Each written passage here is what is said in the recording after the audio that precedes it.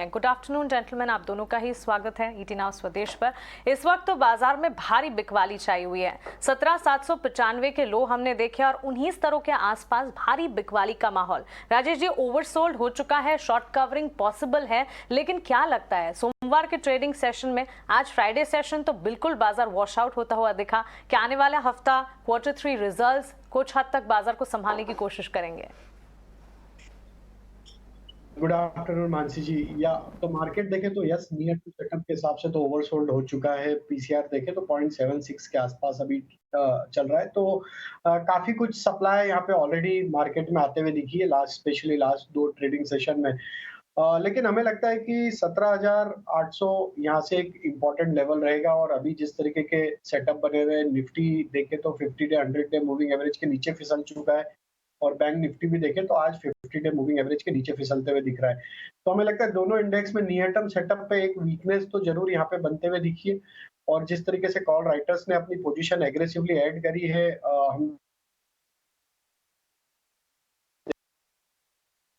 यहाँ पे होते हुए दिखी, तो एक हर्डल जैसा काम करेगा 18,000 18,050 के लेवल। जब तक ये लेवल के ऊपर मार्केट क्लोज नहीं होते, छोटे मोटे उछाल में वापस सप्लाई बनते हुए दिखेगी। वहीं अगर हम देखें तो पुट राइटर जो अभी यहाँ पे एक्टिव है वो 17,800 17,700 के स्ट्राइक पे है, तो हमें लगता है ये लेवल पे सपोर्ट बनेगा कहीं ना कहीं, और मार्केट वहां से एक पुल बैक दे सकता है। बट हायर साइड पे हमें लगता है 18,050 ये एक मेजर हर्डल रहेगा। कोई भी पुल बैक में वहां पे वापस सप्लाई बनेगी।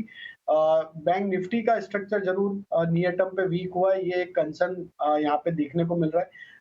Most of the private banks में देखा है हमने कि एक हेल्दी प्रॉफिट बुकिंग जो कि यहाँ पे इनिशिएट होते हुए दिखी है। Most of the private bank एक करेक्शन के दौर से यहाँ पे हमें लगता है गुजरते हुए दिख रहे हैं, तो थोड़ा करेक्शन एक्सटेंड हो सकता है मार्केट में। लेकिन कुछ पॉकेट्स जरूर है मार्केट में जहाँ पे अभी भी एक अच्छे सस्टेन्ड बाइंग इंटरेस्ट बने हुए, वहाँ तो हमें लगता है थोड़ा स्टॉक स्पेसिफिक होना पड़ेगा, और इंडेक्स हमें लग रहा है एक दायरे में रहेगा 17,800 से 18,050, ये दायरा रहेगा इंडेक्स का कुछ समय के लिए।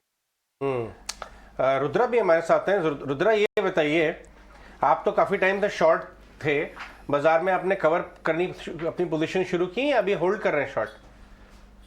ना अजय जी, आई थिंक पहला बार ईटी नाउ स्वदेश पर अभी न्यू ईयर में आ रही है 23 का, सभी दर्शकों का और all your team of ET Now के लिए रुद्रमूर्ति का न्यू ईयर विशेस। और मैं in fact I was long for last 1 week and morning I have cut most of my position.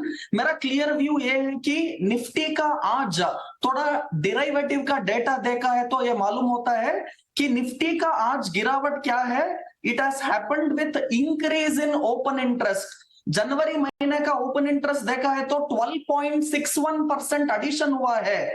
This is telling me there is no short covering, in fact there is fresh short, and those who have gone short are holding their position tight. और most important point, Nifty futures level पर crucial support 17,950 को break किया है, because we are trading decisively below 17,950, and आज का closing भी I expect it to happen easily below 17,950.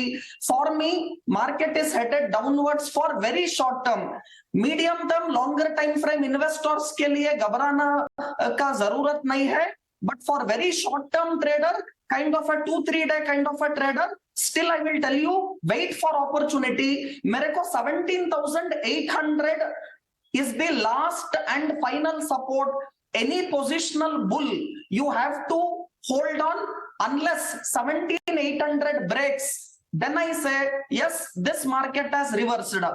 But one very important point, banks especially valuation wise for me and for very short term, it has moved up too much.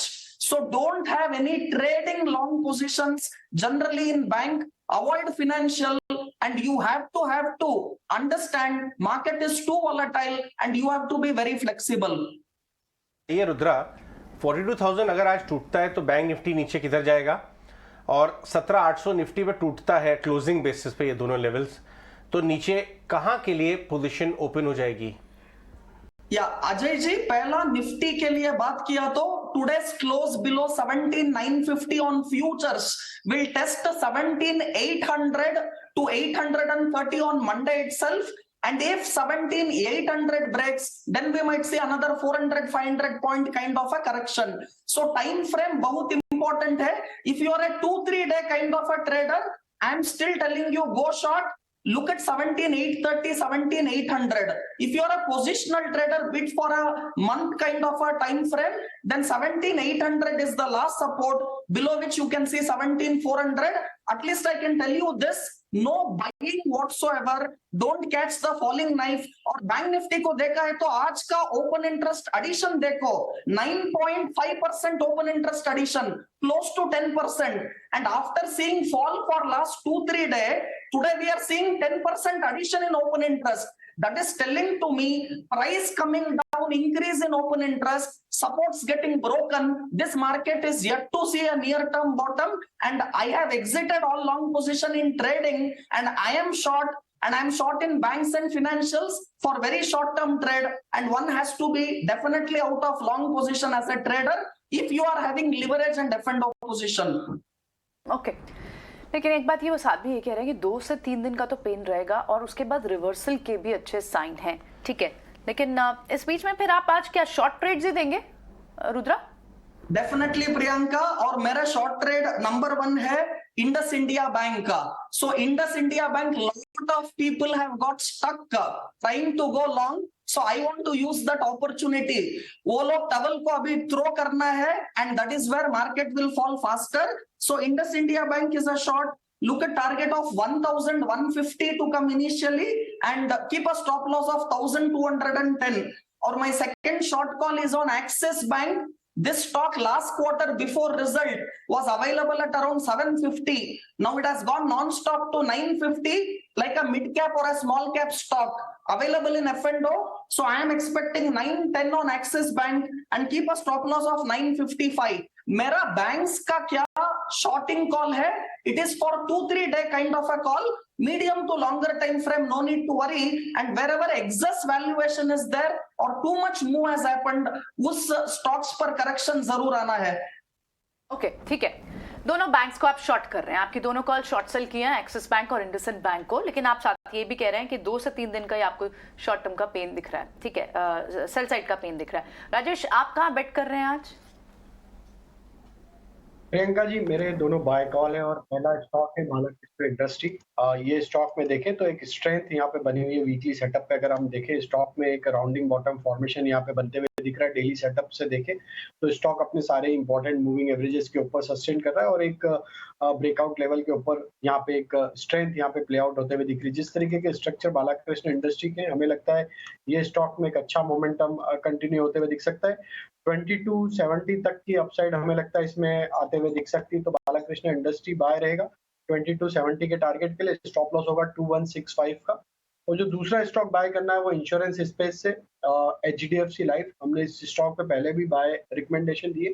अब ये stock के overall setup देखें तो weekly close जो आज का बनते हुए दिख रहा है वो एक मल्टी वीक ब्रेकआउट यहाँ पे होते हुए दिखे, तो एक कंसोलिडेशन रेंज का यहाँ पे ब्रेकआउट वीकली चार्ट पे होते हुए दिख रहा है. जिस तरीके के स्ट्रक्चर है, जिस तरीके से लॉन्ग एडिशन पिछले कुछ ट्रेडिंग सेशन में आते हुए दिखे, तो HDFC लाइफ हमें प्रॉमिसिंग लग रहा है और हम एक्सपेक्ट कर रहे हैं यहाँ पे मोमेंटम फर्दर 630 की तरफ बढ़ते हुए दिख सकता है.